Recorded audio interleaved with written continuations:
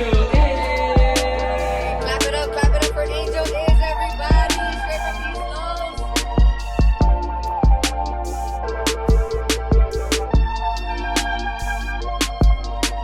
Appreciate it, Randy. Likewise, thanks for the invite. Yeah, this is was a exciting idea to think of. Like, oh shit, we're gonna be over there. Like, we could just find somewhere to rent out. Yeah, you just like working, huh? Yeah. Go on vacation. I'm like, I still want to do this. Yeah, yeah. It's also like part of the vacation in a way though too, because it's like An experience. Yeah, it's an experience too. It's another thing that's a part of this trip. It doesn't feel like work. Yeah, seems like your passion project. Yeah, it's just something to look forward to essentially, which it's been going pretty well. I feel like I've had a good time with it for sure. Meeting a lot of interesting people. Yeah, it seems like you have a variety of guests. Yeah, it's been really interesting. Even just having like a network of people after, like that I know that are doing different things. It's like it's just cool to have something like that. Net worth is your network, right? That's what they say. You're 10xing. Yeah. How's your year been over here? It's been interesting for sure. Yeah. I think I got here like in the end of summer. Summer is like the most glorious season here, right? Right. Like, if you're here in the summer, you just think like this is the most beautiful location ever. Yeah. And then you go straight into the gloom. Yeah. So it's a challenge, but it's interesting. Right. You got a chance to check out the stadium yesterday? Yeah, you know? for sure. You got to see some of the views? Yeah, it's hard to beat a view like that for sure. Yeah. Yeah, because Dodger Stadium's awesome because it's up on the hill, Yeah. but it doesn't have your city's not right there. It's also what's kind of challenging about it is that if you want to do something afterward, it's not a convenient location. No. Yeah, it's a fight to get out of there for Yeah. sure. Yeah, the streets were packed around after the game. It was super deep. Yeah, versus here, it's like the football stadium, baseball stadium, walking distance, just go out and hang out. Yeah, for sure. Yeah. Would they have to avoid having games the same day? No, right? No, they've had games. Yeah, right? Yeah. Same day, same time? Parking sucks. But Yeah, that'll be insane. Yeah. But super fun, right? Yeah. What's something that surprised you, like in a good way, since you've been over here? I think there's a pretty cool music scene. Right. I think in general there's an artsy scene that's interesting. Probably something you can relate to, in different fields where like people are just passionate about what they do. Right. And it shows. Yeah. Creating. Yes. Constantly exactly. creating. Yeah. Downtown was really nice. We walked by the Spheres around there, and they had a farmer's market going, so it was really, really buzzing. But yeah, there's for sure a super creative, like pushing the envelope type of energy. Yeah. Yeah. Fair enough. Yeah, I mean, part of that is, the scene that I guess exploded when you had the grunge movement in the 90s. Yeah. And like, what's that transitioned into now? What do you think? I have no idea. Yeah, right. Yeah. It's still kind of getting figured out. Yeah. There's not really like scenes anymore though, like that, right? It's like everything's kind of. Yeah, I mean, if there is, I just don't know it. Right. It's very possible. Yeah. No, but like doesn't feel like there's specific movements of music like in a. Yeah. Like not, That's I guess, fair. groundbreaking. Yeah, Like, I mean, how many times can you be groundbreaking? Right. Yeah. Also, everything is different in the sense of back then, you had a couple TV channels. Yeah. And that was it. The good news about the internet is like it's democratized in a way where anybody can have a hit song. Yeah. You can make a song in your studio with your phone. Yeah. Versus like having to go into a professional studio. Right. Yeah. But that also makes it more challenging to be like that big of a level. And original too, if more generic things are getting rewarded. Yeah. Yeah, because that's for sure. It doesn't feel that way. Like, I guess like the Little Pumps and all them, like they had like a scene that was new, but it didn't last. And they were groundbreaking, but not like in an emotional way, like not in a way that felt like it was gonna sustain. Yeah. Whereas something like the grunge scene was like, it's hard for me to think about it because I was not in it when it happened. Yeah. But I'm sure it was a huge moment. That's probably why it's hard to quantify it also, because when you're in it, you're in the moment, right? You're not experiencing how large it is in scale until after the fact. Right, yeah, you're just enjoying riding the wave as it's happening. There's like a trend going on right now on like TikTok about people, they're essentially complaining about the fact they have to make content as artists. Yeah. They're saying like, imagine telling this guy he has to do short form content to engage the algorithm, and it's him. So like, bro, my rebuttal was it like, none of us are Kurt Cobain, and Sure. things also didn't turn out well for him. So I don't think Yeah. you should like try to put yourself and your home studio in the same Sure. light as him. Or not that it, well, artistically speaking, of course, Sure. is not. I don't have to even say how awesome he was. But Yeah. If you get a chance to check out Millpop while you're here, yeah, they have an exhibit that's going to be going away soon. It's worth checking out. A lot of his gear. Hell yeah. Yeah. Is that in like a museum or something? Yeah. Oh, for sure. Yeah. It's really cool. They have a lot of his gear, and some of Yeah. his letters, his lyrics, and stuff like that. Right. Yeah. I just bought his. There's like a big ass journal. Mhm. It's like, have you seen it? It's like printed on like a Mead notebook. Okay. Like that's the actual Yeah. book cover. And I was looking through it. It was some complicated shit in there for sure. Crazy shit. Yeah. Like it wasn't just his thoughts, but also like his recount of the day. Mhm. Like I threw up outside this show and still performed. And like shit like that he Yeah. actually wrote down. I look forward to opening that bad boy back up when I get home. I always wonder how much of it is lore, because you hear like, yeah, even athletes are like, oh, I was hungover when I threw this like no hitter or something. I'm like, Yeah. were you though? Right, Or is right. it just because you need to add like another level of this Yeah. mystique? Yeah. Well, the guy on acid too, right? He threw Yeah. a, Yeah. he threw a no hitter. 70s baby. Different era. Yeah. They didn't. So- That's a real PED right there. Yeah. Someone was telling me earlier about like just boxing and like the coke epidemic and like people saying that they were on certain drugs when they were Mhm. fighting. I'm like, maybe. I don't know. Yeah. They're not the best though, right? They're not the best. That's like a weird thing about music too, is that the drugs and the alcohol like kind of takes away that barrier of your creativity and Yeah. all that restraint. But if you don't make it like, if you don't sustain what you're actually creating, and of course you got to be good, then it doesn't matter. Have you talked about your craft before? Like, how do you work on it? What do you do? Is it like to put in your hours trying to get to 10,000? As far as music, Yeah. like have I on the show? Yeah. Not in like a Like a broad sense? yeah, not like detailed. It's mostly just the time I have, like when I have some free time in between this. It's also, I feel like this now keeps having to do or getting to do this along with work and gym and all the other regular life stuff. It kind of puts a little bit more preciousness on my time to make music, so I'm Yeah. a little bit more dialed in and appreciative For sure. of when it's happening. But yeah, it's just if I'm not, I don't really do the beat making as much, like, so it's mostly finding beats, or if my cousin sends me something and then just one that gives me one sentence or one melody mumble, and then we just roll from there.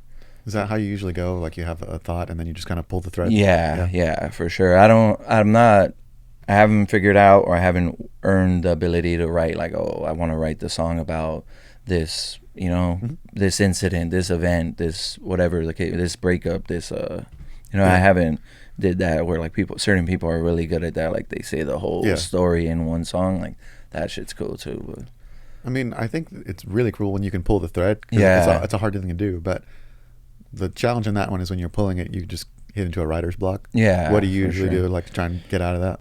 Either like just keep mumbling things, or just keep writing through, like even if it's not, even if I like skip the section that I'm trying to work on, like Yeah. I'll just Edit later. edit Yeah. later for sure. Yeah, I really work stream of conscious. Like if I don't write the whole song in one sitting, then I won't finish that song. Like it's Gotcha. kind of Yeah. maybe like my methods are getting a little bit different now that I'm a little bit more mature. That doesn't happen as often, but it's usually like that's what I'm chasing, like the one song, one sitting, Yeah. whatever it is, 30, 45 an hour, like let me just get through the whole thing. And then recording is just take by take for sure. Whatever, I don't do the hook first or anything. I'll Okay. just do whatever starts the song, Yeah. and then roll from there. It's funny you say that, because I know like a lot of hit songs throughout history were like not the intentional hit songs. you Yeah. know? They're like, oh, we spent like 2 weeks working on the song Yeah. and they didn't like it, so we had to do a 5-minute version, and that's the one that became the most Right, popular. yeah, you know? for sure. But that's something to be said for the fact that in those 5 minutes they were probably the most focused to just get it out. Right, yeah. Why do you think that is such a common theme, that it's the ones nobody thinks of. I think you're probably right about the stream of consciousness thing. Right. Like your barriers are so low. Mm-hmm. You're just kind of like, I'm not thinking anything of this. Yeah. Versus like if you're crafting something, you're very intentional. Maybe your own bar is holding you back from like thinking something is good enough. Yeah. It's a weird like connection to something bigger than you when you're creating. Yeah. Do you feel like that when you're on guitar? Like, it depends on the context. Right. Usually if I'm recording for someone, it's because they gave me the idea and I'm just trying to figure out what it is in the pocket. Right. Which is a little bit different because that's like me trying to figure out what your stream of consciousness is and then putting it in. Yeah. Like trying to match up with it. Exactly. Yeah. What about if you're just like, just playing around on your own? It depends. I mean, usually if I'm playing around, for me, it's kind of like a journal entry. Right. That sounds like hacky or corny or whatever, but like you're just kind of expressing what you feel in the moment. So sometimes it might be completely useless. You know? Are you able to put like different moods and emotions into the like intentionally? I do, but that's because by nature I need to be good at that, because if I play with you or if I play with someone totally different, I'd like to be able to do both. Right. But if I don't have the skill set to do that, then, I can't. Yeah, that's cool. That's like a part of me that's always, well, I guess I'm the only person I'll be jealous of or mad at myself for not learning how to play an instrument, but like the fact that you can express emotion like without words and voice, like it's a really cool thing.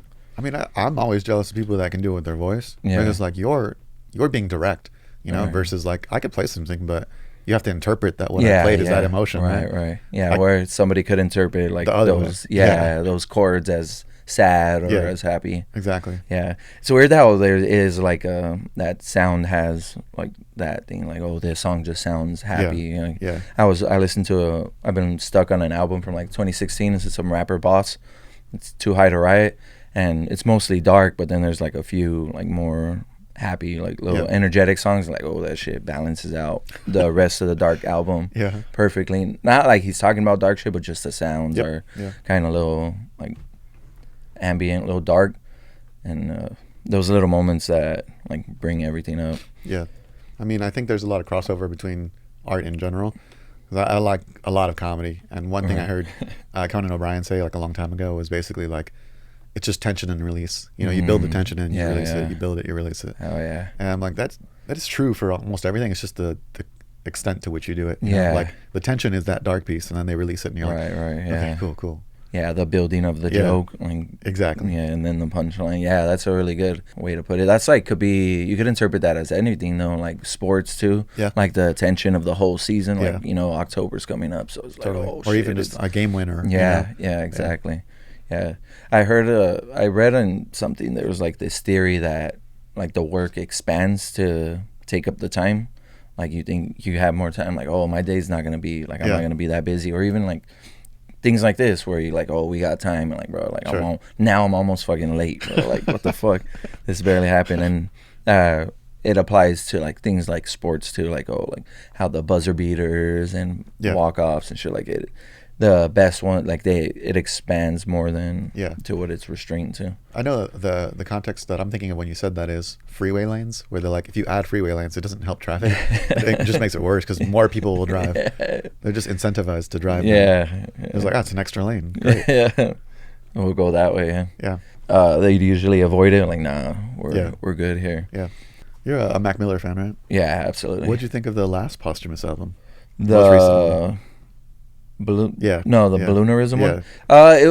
It was pretty good. It was really dark. Yeah, see, that's why you reminded me, because you were saying that it was so dark. I was like, it was pretty heavy. Yeah, it was really dark. I think they're doing a good job in general, like the estate, but it doesn't.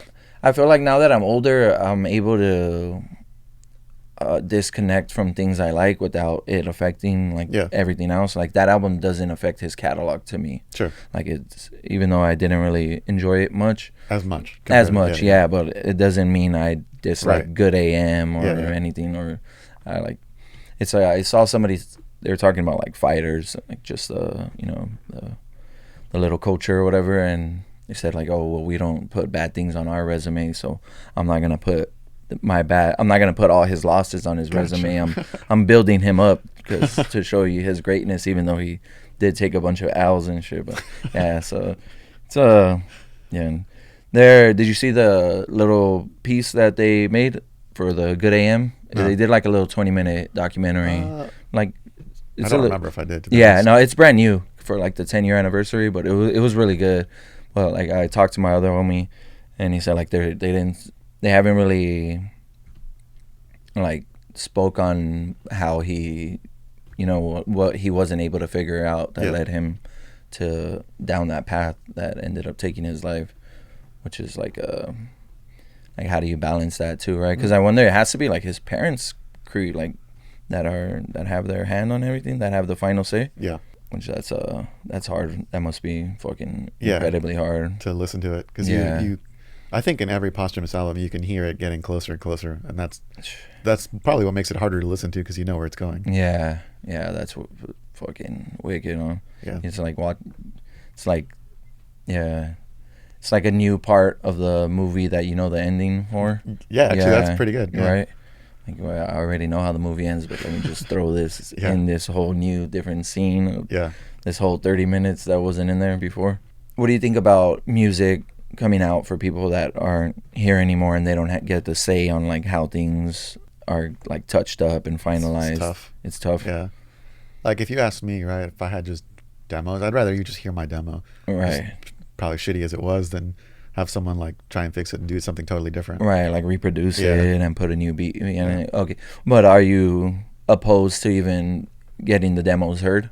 It depends on the context. Like by the public? Yeah. Like for like release, like as a... Yeah, I mean, let's just caveat this, right? A lot of my stuff is just garbage, so it wouldn't really matter either way. Right. But if I was someone who's much more talented, I mean, maybe I think I would have probably had some conversations about that. Right. Yeah. I'd want everything to just go. Just come out. Yeah, for sure. That's a weird thing about like music too, right? Like it doesn't. The fact that it's not. Some of them aren't gonna be great, half done, whatever. Sure. Like, but just that they're out and they're gonna get heard. I think like one person will enjoy it, or one person will even have like a moment like, oh, let me just listen to it. So I think that's yes, that's true. Yeah, that's like better than nothing. I mean, yeah, that's a good point. I think like music is sort of made to resonate with people, right? If you're doing it well, you can reach a lot of people that understand that feeling. Go like, I get it. And maybe if you make something really niche, it's not going to be accessible to a lot of people, but it will hit that one person. Yeah, probably stronger than it would other people. Like when they're like expanding and going out of their comfort zone and trying to find something new. Yeah, you find like newness or inspiration in your music. Just direct, just straight from like the universe is the only way I could put it. Yeah, it's just I don't really like try to intentionally like imitate a song or like here's something like I want to make a song like that. Now it's just more whatever the music gives me, the beat, the moment. It's just all I do want to. There's a part of me that wants to be like the battle ready, like super lyricist, not like us fucking ready for the war type of shit. But then there's a part of me that wants to like do more like alternative leaning, whatever, the stripped down, less 808s and hi-hats, like whatever is there, like to actually search and like really see where the talent or the skill like ends. Like that sounds way more appealing to me. Yeah. Okay. To like bend genres and shit. Yeah. Rather than being constrained. Yeah. I mean, there's something to be said for that, because in trying that, you're probably doing something new, pushing out of your comfort zone. Yeah, that's like I feel like that's something the music's lacking completely. Like nobody's really reinventing themselves or like doing a whole crossover. It's all like the same shit, except for like the best of the best. Yeah, they're the only ones. But is that because they have the luxury to do that because they're so good? I think so. Right. Yeah. You got more resources, you can afford to. But also, I can make the opposite case that like if they fail big, and then it looks like a bigger fail. Right. Right. Yeah, because only Kanye like lost his mind though within right. Like he like. He always reinvents, but it's like not now. It's not. Yeah.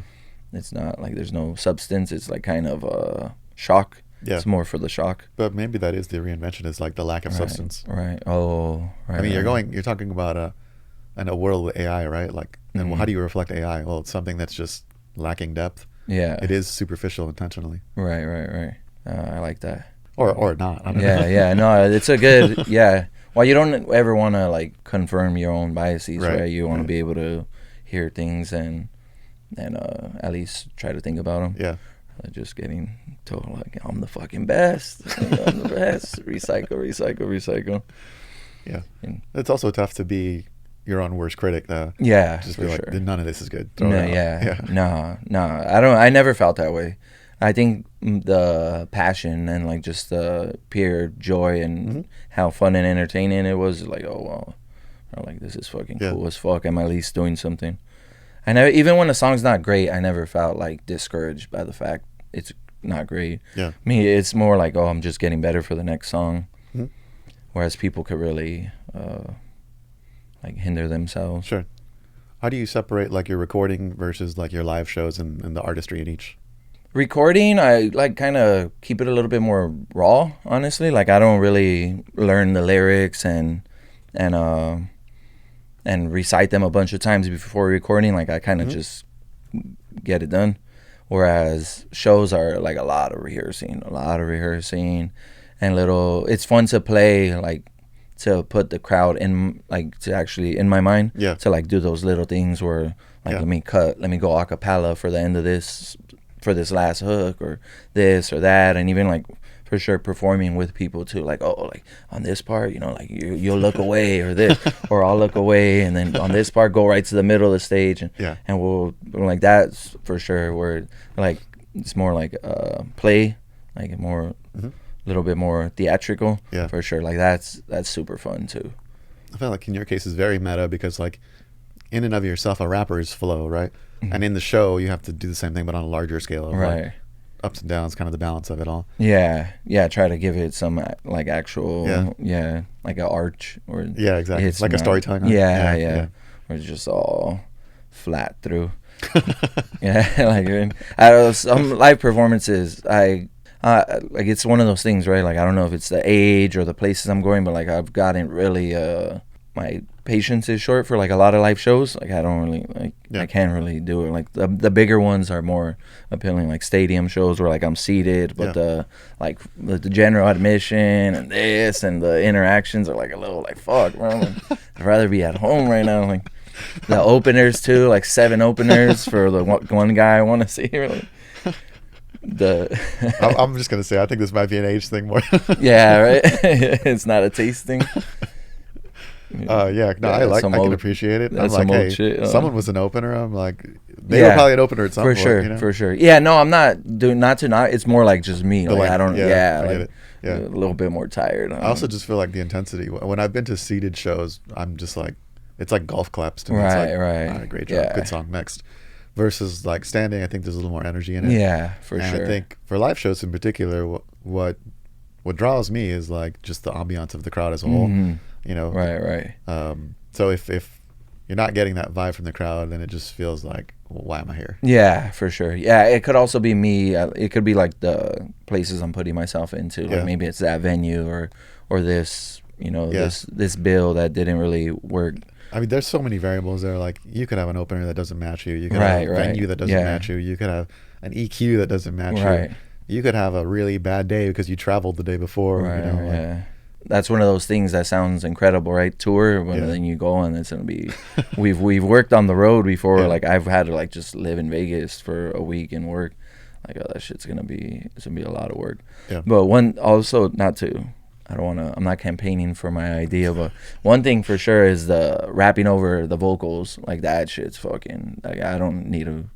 If you're gonna do that, then I don't need to see you at all. Like where they keep their it's the full song. Like, so it's just a karaoke performance. Right. Like, now you're out of your mind, bro. Like take those fucking vocals off. Like so the auto-tune's fighting with them, and then they have auto-tune on the on the double stacks on double stacks. And then it's all the the live reverbs fucking fighting the other shit. Like bro, this is terrible. And then they also don't have to put like any emotion and like any energy. Essentially, it's like kind of just a little like it's like a runway show. Like, oh, let me just look cool right here, get this fit off, and that's it. And I'm out. Give me my bill. I could see it if you're singing and you want to like harmonize with yourself and you want to like go off cuff. Right. But no, I agree with you. If you're gonna do the same thing over, it's like, what's the point? Yeah, like not like a hard fucking 16 bar rap verse, and you're just fucking fighting yourself right there. Like, nah. Have you seen those people where like lately there's been people getting critiqued because they're singers but they're like give the crowd the mic to sing for like most of the Oh night. yeah, no, that's a tough one. I did a reggae show a while back, and that was his whole go to. He was an OG though already. He was probably like in his 60s, so I don't blame him. Yeah. But yeah, he was trying to do that the whole time. He was trying to get the whole crowd to sing every song for him. Like fucking shit. Yeah, it's a weird thing. Is it how much of our ability to like analyze the situation is just because like the fact we're able to see everything on video though too, right? That's true. Yeah. Yeah. But also, like, I kind of equate this to being a magician, where like if you know how the trick is done, it's less impressive. Right. So if you go to a show, you know how it works already, right? Right. So when you hear something, Yeah. you're kind of like there's the part of you that's doing the producing aspect instead of the part of you that's just enjoying it. Yeah, 100%. Yeah, I'm putting my standards on other people. Not to say that I have the highest standards or something, but yeah, it's like. But your taste of it. Yeah, it's just there's no way I couldn't do it essentially unless I'm really able to like, oh, this is not disconnect. Yeah, which is a good thing. That's a good tool to have, right? Like just take yourself out of the equation. Yeah, that's to the point. Like that's kind of why I try to put myself in situations where like I'm going to artists that I probably wouldn't normally, right. or situations where I wouldn't, because then I don't have any metric to be like that guitar sucks, right. something. I'm just there. Yeah, interesting. Yeah, that's for something for sure. I need to try to do a little bit more. Yeah, that's weird. That's like just how obvious. That's the thing that proves how obvious it is that we all have like blinders and biases that we like just only see our perspective, right? Instead of being open-minded about it. Yeah, that's cool. What are some of the things that like live shows confirm in your taste? The easy answer is just like musicianship, right? Like how talented someone is because they could show it, like the virtuosity. But that's also like to a point. I don't want to go and just see someone ripping. It's like, great, you're really really good. Yeah, like, I didn't even hear any music there. Yeah. Like how did it mesh with the whole thing? It's like that's a you performance. That's not a music performance anymore. Right, and it's not even like, especially the band, right? Like how do you balance that all out? Yeah. It's so cool that there's so many like layers to actually like how you can play it, and how you can get something across, even stage design and shit like that. Yeah. I think like my favorite live performances have been people who they have good records, obviously, but then live they just take it up a notch with a little improv here or there, or something unexpected, where you think you know where it's going. And then they just take it to a place, it's like a whole nother level. Right. And it just catches you off guard in the most pleasant way. Yeah, because you don't want to be able to predict what's happening next. Yeah, nobody likes that movie, right? Like, oh, so obvious. That's what must suck about being a stand-up comic. Is like, if you have a routine, right? They know your routine, they know your jokes. You can't just say the same joke, get the same laugh. Yeah. I saw somebody on a complain about that. Like, it's like, oh, I was doing comedy and my set would kill the night before, and the same jokes would fall completely flat the next day. That's also true. It depends on the audience. Like those late shows are so rough, dude. Because people are just they're exhausted by the time you get there. Like Comedy Store type shit. Like it's 12 o'clock and a new whole set is coming on. That's for like the degenerates, right? Like 12 o'clock on like a Tuesday. Like fuck, bro, you're really out in Hollywood. Not, I mean, right? I don't know. Like, I mean, I sort of, but I also go to these shows. So I'm like outing myself. No, but you know what the thing is, like these shows, because they're so like poorly attended because it's a weekday, right. They usually give free tickets. Yeah. So what they'd rather do is, instead of having an empty comic, audience, they'd rather have people there. You're going to pay for a 2-item minimum no matter what. Yeah. And you're going to contribute to the ambiance of comedy. For sure. So you get free tickets, and if it's pretty good comics, you might have just been like, hey, I'll never get to see this guy on my own. I'm getting free tickets, sure. Yeah, and then Comedy Store, like Dave Chappelle will like pop out. Yeah, on, also that you never know who's gonna pop in. You never know. Yeah, which has to be worth all those nights. That's right? happened to me once before, where I was seeing a comedy festival a long time ago, and it was Chappelle. I had seen him the year before, thankfully. Right. But my friend wanted to leave because it was a long drive. We left, and then the next day I found out he went on right after, and I was like, bro, we missed Chappelle. Yeah. No, it's a interesting like environment to like the comedy. Yeah. Like the people there too, and it's like a very niche, I guess. Like a lot of places don't feel like that. Yeah, there's different comedy scenes now. Yeah, right. Because there's all the people that left to Austin. With Yeah, Rogan for and, sure. I'll never contribute. I'll never contribute. I'll never go. Never. I'm not going. It's got it on record. Yeah. I'm gonna clip that shit, bro. I'm never fucking going. Yeah. But yeah, I'm imagining there's something similar with like the music scene. Right. definitely in hip hop, right? Obviously, you got like different movements in different cities. Yeah, for sure. But I don't know. I feel like it's become so like like it's just general now. It's nothing's like really like sprouting up as new. Like like Atlanta had the trap scene, and then I guess like Kendrick revitalized LA with last year, everything that happened. But it doesn't feel like something's really taking, like they're really staking their claim, like, oh, this is our city, our sound, and we're gonna push it like this. It's probably like a lot less like connectivity to like within the city, because everybody's able to connect so far. You know, like considering how tough times sometimes can make really great music. Right. You would think there'd be some great music coming. Right. Yeah, next year. Yeah, after COVID too, right? Yeah. That should have been the moment. Yeah, I don't know. It's just but there are like incredible people, right? It's just you have to like really search them. Yeah. And then the mainstream and the marketing, like they don't reward like it's only a certain thing they want that they're gonna support. Nepo babies. Yeah, so it's I don't know, but it's it's still an incredible time for music, for sure. How do you feel about using AI in any segment of your music? On get a hi-hat roll, like just give me 2 hi-hat rolls. Sure. I don't like that one. I don't like that. Like that. I don't think that's like a big issue.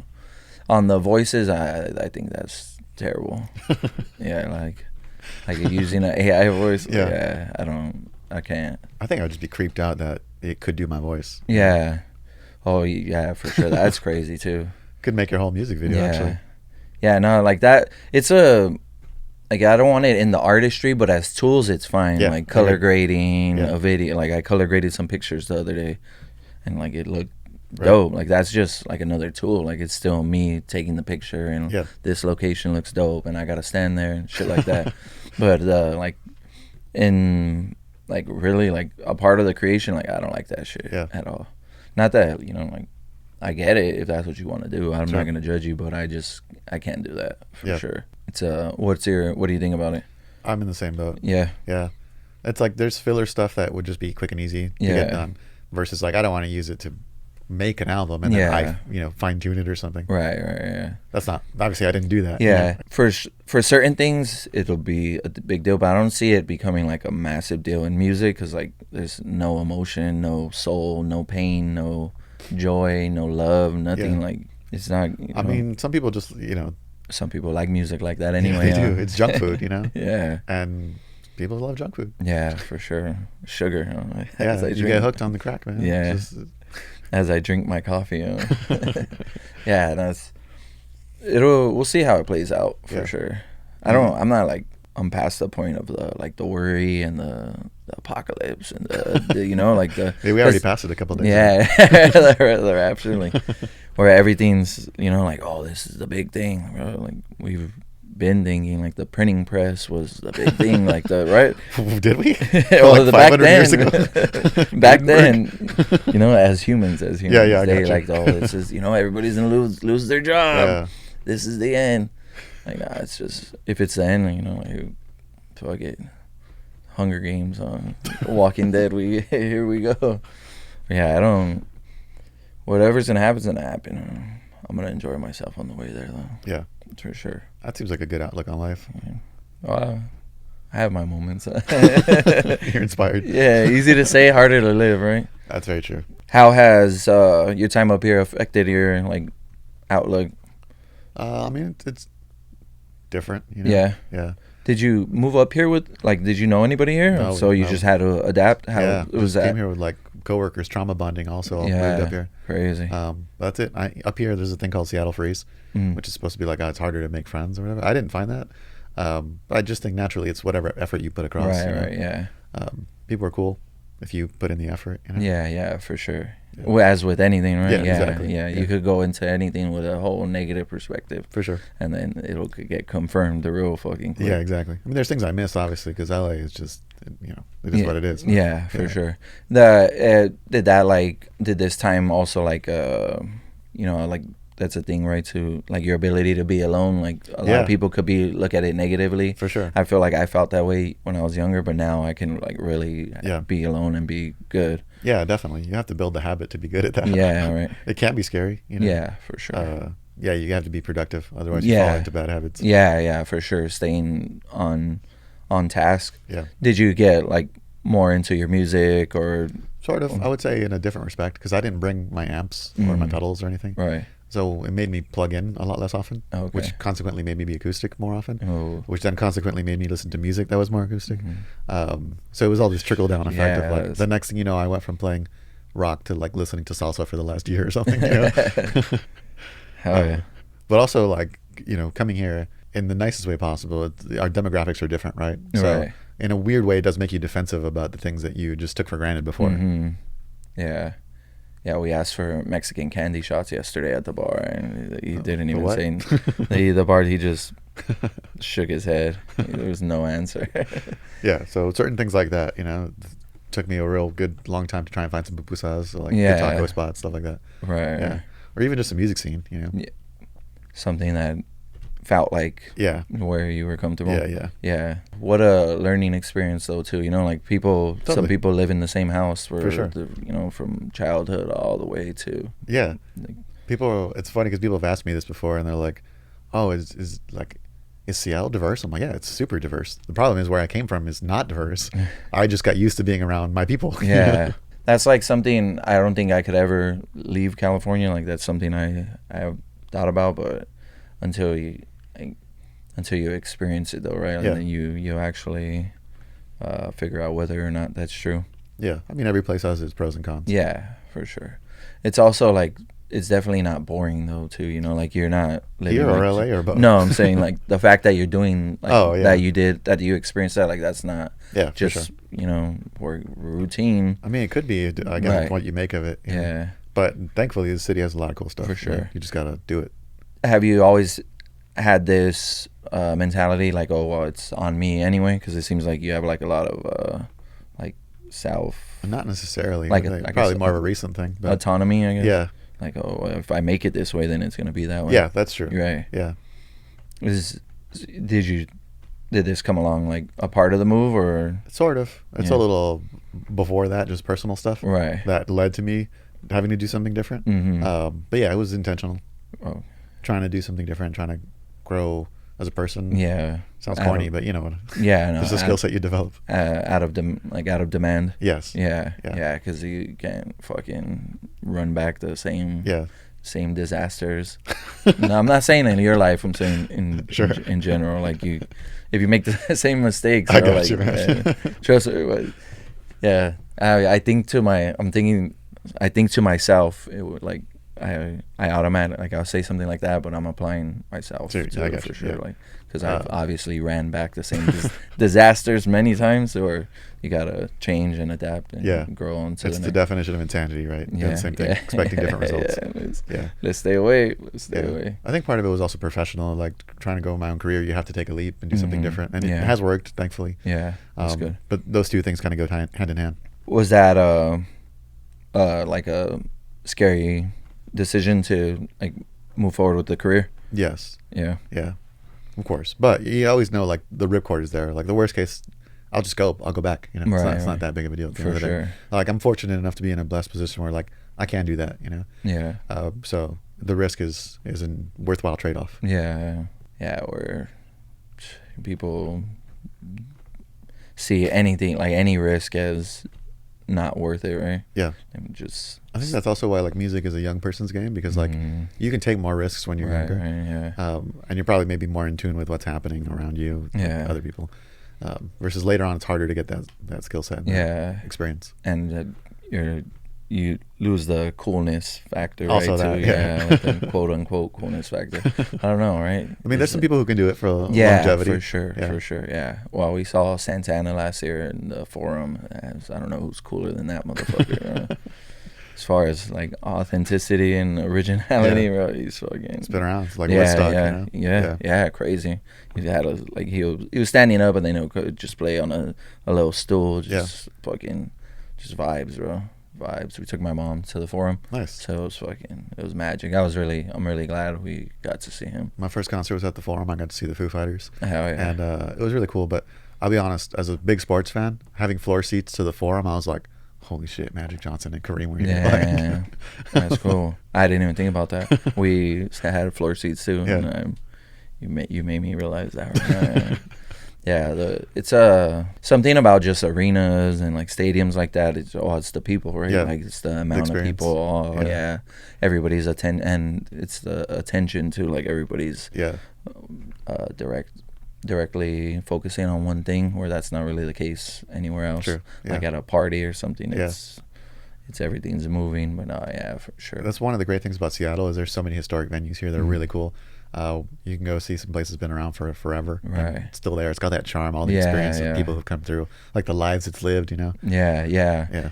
That's like a maturity thing too, right? Like you actually appreciate that. We were at a piano bar in New Orleans this summer, and it felt like a fucking British pub from the 1800s. Like, bro, like the walls and shit, like it was all brick, and they had like those old mugs, like just across the rafters, and it just felt fucking old, super ancient, like old. And it was super charming, super like just vibrant in there. Yeah, I mean, there's something to be said for that. Like that's sort of to our point earlier, where it's like it's a different experience, and it just feels like it's inspiring something different in you. Yeah, because you're there, and that's also probably like more self-awareness too, right? Like you're like actually like, oh shit, like I'm here right now, like being able to be present too, like not distracted and fucking the man who, what is it, the saying, like the man who's everywhere is nowhere. Like, when you're so distracted, how are you gonna be present in the moment? Yeah, it's a good life, bro. It's a good life. There's a lot of things. There's a lot of things I like. Yeah, for sure. What are some of the best venues you've been out here? Like, man, I mean, there's quite a few. It depends on what you've been to. Like, have you seen shows here? Yeah. I mean, I try to see shows honestly wherever I am. I'm actually going to Austin City Limits in a couple of weeks. Oh shit. But yeah, the Paramount here is really cool. It's like a famous Nirvana theater. Yeah. The Showbox and the Showbox Soto also really cool. Hell yeah. And then Climate Pledge is the big arena here. Oh right. But there's tons of them. Yeah. Even in Tacoma, there's some like old charming ones. Yeah. Especially for stand-up comedy too. Hell yeah. You, I feel like you go to like comedy pretty often too, right? I do. Yeah. Yeah. I mean, I try to make it a point to go to shows just because I've had too many experiences where I felt like I had FOMO. You know, I was like, right. So I don't know. I just feel like I get some inspiration from going to shows, and just feels like alive. Yeah. Right. Yeah. It's interesting how something like a good comedy show could make you want to work harder, like like seeing somebody that's that good, like shit, I want to, like like seeing the fact that they're able to do this, and at like I seen Theo at the Honda Center, like bro, this shit, it was, and he did like an hour and a half, bro. So it was like seeing somebody be good at what they do. Yeah, it's like it's weird that something that's like emotional or like artistic like that inspires like that determination, like that more aggressive, like fuck, I gotta fucking work hard, bro. I gotta do something, I gotta make it too. Like, but yeah, comedy's for sure like that. Who's one of your like favorite all time or like now? Yeah, you could say all time. I mean, how far back are we going? Just for your personal, like one of your personal favorites. I mean, probably Chappelle Show. Chappelle. But the usual suspects. Like George Carlin, Richard Pryor, Eddie Murphy, Chris Rock. Getting into Dave Chappelle, like probably Bill Burr. Right. But I think there's plenty of funny people now. They're just everyone has a special now, so it's harder to bring. Yeah, for sure. Richard Pryor's special on Netflix, the one in, I forgot what it's called, but it's the one in Long Beach at the Terrace. Yeah. That shit's fucking insane, bro. It's Yeah, where I lived in the valley in LA, it's close to the house where he lit himself on fire. It's just weird history in LA. That's kind of the strangest thing about it. You know? Yeah, everything's something's that everywhere is something like about somebody. Yeah, no, for that we watched it like with my brother, like just smoking weed in the garage, drinking, like just with the homies. Yeah. Like just casually, and we just like put it on, bro. It was fucking ridiculous, bro. He was super animated. Even his story, right? If you know his story, like what he grew up and what caused that comedy is real interesting. But actually, this brings me to a thing that I've always curious about from other artists is like, you know, some people think that you have to genuinely, authentically suffer something in order for you to portray it. Right. What do you think? Meaning, like if you want to say a sad song, right? It's got to be something that you live through to make it real. Right. Yeah, like how am I gonna write a breakup song and then I haven't been in a breakup last year or whatever? I don't know. It's like how much of that is paying homage to people though too? Like you know, like my homie went through this. You know, whatever the case may be. I'm I want to write this. I'm inspired by it. I want his message to be heard, or or my my sister's story. You know, like something like that. Like I think that's I think it's like it's not easy for sure, and I think it should be more appreciated. But it's like if you're trying to be like portray like a killer and like a gang, like you know, like and thugging like that, and that's where it gets kind of weird because it's not like as authentic. Yeah, that's the hard part is because like if you want to be authentic in every regard, like you're not going to live a very successful, productive life, right? Right. Can you elaborate on that? Like if you really wanted to make sad music and you have to be a sad person, that has to be you, your persona. No. Or if you want to make party music and you have to be a party person who's just pushing the boundaries all the time. Yeah, unhealthy as fuck. Exactly. Yeah, for sure. Well, I guess that's why you need to be like have that diversity, right? Yeah. Versus like in a weird way, I think it almost takes more talent to be able to empathize in something that you don't do. Right. Yeah, and actually be able to like see something from somebody else's perspective. Yeah, right? exactly. Yeah.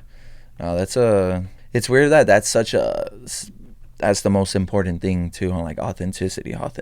Like it has to be, you know, like, oh, you're not real, you're fake, you're fake. Like I get it, but it's more about perception too. Like when you're analyzing somebody's authenticity, you're also analyzing it with your perception. That's not that has a bias. Yep. Has your own biases in it too. Yep. I mean, that's like it'll just a keep loop. it'll just keep going, point. right? Yeah. Now, I guess everyone just putting that emotion into the music, into whatever you're doing, right, and actually giving it the energy it deserves, rather than fucking going up there and rapping over your vocals. Be a comedy set, and they're playing their set in the background. Yeah, the special's on, and they're just doing the same thing. Yeah, this is dope. Really, I appreciate this, man. It's just a really vague conversation about music and artistry. Yeah. That's you. Most of my shows are like that. Cool. Most of them are like that, because I could easily, like, it's a weird thing where I don't want to like pry into like, what's what's your favorite album of all time, because then it's I'm driving the conversation to somewhere where I want to go, whereas if we just go, then it goes where it ends up. Sure. So what is your favorite album of all time? Oh, that's impossible to pick, man. I have like 170 records in my collection. Hell yeah. Vinyl? Yeah. Hell yeah. How's your storage set up? Milk crates? It's not bad. Right now that I'm preparing to move, it doesn't look great. Right. I fitted in one cabinet right now so far. When did you start collecting? Maybe like 5-6 years ago. God damn, you've been busy. It's an expensive hobby, yeah, unfortunately. Yeah, right. Yeah. But there's how much do you enjoy the process and the like novelty of it? Yeah. Like of putting on vinyl and listening. I think it to our point earlier, it intentionally breaks something in you. Like we're used to just binging singles, Yeah. and just skip next, yada yada. Versus the record is like intentional. You put it down, you sit down, you listen to it, it's experience. You have to take it out, you have to flip it, you have to clean it up. Yeah. Put the stylus down. Yeah, a lot more slow pace, more present, where that's like the problem too. Like everything's so fucking Yeah. overstimulating. Like everything's so fast. Like that's something that's people miss out on too. Like albums in its entirety. Even I used to do it a lot more. I've been trying to get it back into it. But even just like even if I'm listening to music, like I don't have to listen to 15 different songs on this.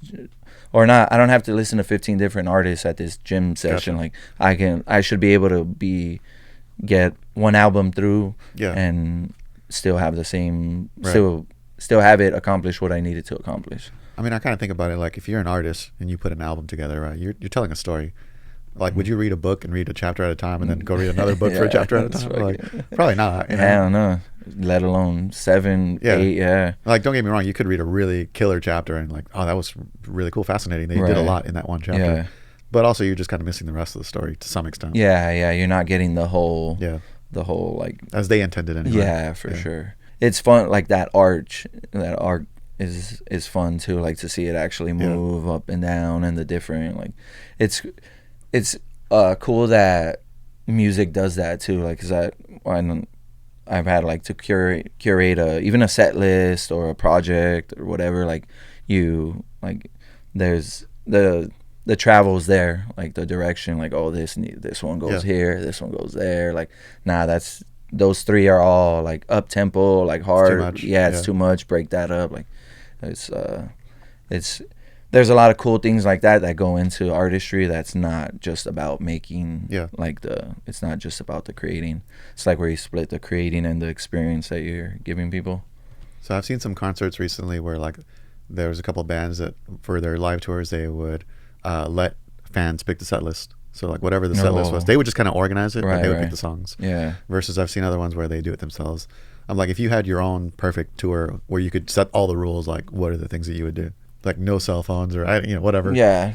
Nah. I mean, man, just have a lot of people there. Just fill it out. Have fun. Yeah. Just fill it out. Yeah, for sure. No, anything like that. It's not it's like up to them, because that means they're recording me and I'm worth. Sure. I'm worth recording. I'm worth some iCloud storage, So bro, just to have people there, honestly, yeah. Cool. And Staples Center. Staples Center, yeah. Staples Center for sure. I'm not calling it what it is. Yeah, that's what it is. Yeah. Staples Center. Sometimes it'll slip out like, oh, like fuck no, bro. No free plugs. Yeah, never. Except for Staples. Yeah. The little staple on that L, right? Yeah. What's something that you want to experience musically as soon as possible? Man, that's a tough question. I don't know. What would you say? I want to put out more music for sure, and I want to perform live. I haven't performed live in 2 years. At the end of this year, it'll be a year. So actually, I would agree with that. I haven't performed in a while. Yeah. But I mean, sometimes I struggle with like I really enjoy being in a studio, sometimes more than being live. Because live, there's the performative element of like I just want to play versus like I don't want to be like a showman. Stuff. Yeah. Because that's not me. Right. Versus like in a studio, also you can afford to screw up. You can be like, I'll redo that. Yeah. But the live show is that element of the high wire act of you don't get to do it again. Yeah, pushing the limits. Yeah. That's why I was so obsessed with rehearsing from the first time we had a show, because I knew that was not a place that I was gonna fucking fall right on my face in front of everybody. What's your worst live experience? Getting overconfident for sure. I did one set that was like a daytime, like it was like kind of like a community thing, not charitable, but it was like a community thing. So it was like a way different set, and I was like I wasn't nervous on the drive. I wasn't like, it was just, I didn't give it the respect that I would give any other show for some reason. And I think I was performing a lot, so it kind of caught up to me. But it wasn't like a bombing. It was just not great. Yeah. Gotcha. I've never, knock on wood, but I've never really, dove, head first down on stage. But yeah. Thankfully, I haven't had any horror stories like that. But yeah. The only times I had were, just jamming with friends. But we were, just playing around, and then we did a song. It was really good, and then we were like, should we do one more? And we should not have done one more. It was horrible. We were not playing the same key. like the drummer started, he hit the drum head, and he actually blew out the drum head. Hell So yeah. about a minute into the song, we just sort of stopped. Just like, all right, well, bye. See you guys tomorrow. See you guys tomorrow. Hell Yeah. yeah. Man, well, Randy, I think our time is That was a up. good one to end yeah, on. Yeah. No. Well, it's, as you know, the show is going from here. So where are you going from here, bro? What's next for you? Back home, back to Los Angeles next month. See where things take me. Oh, that means we got another guitar player, another artist on the Yeah. in the artillery, in the armory, bro. Sure. We got our armory strong Yeah. right now, bro. Always happy to help. Yeah, hell yeah, bro. Always appreciative, and thank you, bro. Appreciate Likewise, it. thank Hell you. yeah. GFH going from here, live from Seattle. With my dog Randy. Shout out to Joe, Jocelyn, everybody. Julieta. Julieta. Yeah, there you go. Good man, Randy. Oh yeah, bro. Thank you.